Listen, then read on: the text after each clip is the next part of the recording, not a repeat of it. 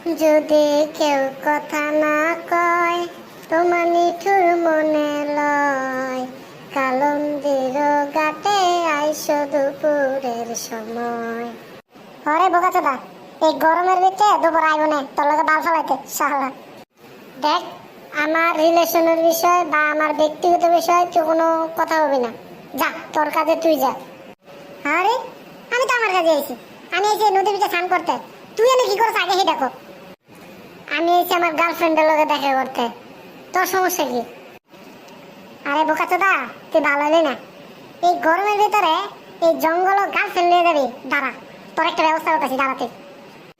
ওই তুই যে বাল পাকনা মানি চোদাস, আমি কি কইছি আমার গার্লফ্রেন্ডের লয়ে আমি জঙ্গলের ভিতরে যাবো? তাহলে তুই কই যাবি? চিন্তা করছিলাম গার্লফ্রেন্ডে লয়ে এই নদী ঘাটে বসে বসে কথা বলবো, কিন্তু এই তোর মতো বোকাচোদার দেখা এখন তো আর কথা বলতে মন চাইতেছে না এখানে। আরে দোস্ত, তোর একটা ভালো কথা কই, কথা বলে কি করবি? চল তিনজনে এনে গোসল করি, কেউ দেখবো না। হে শালার পুত, যা মাদার বোর্ড।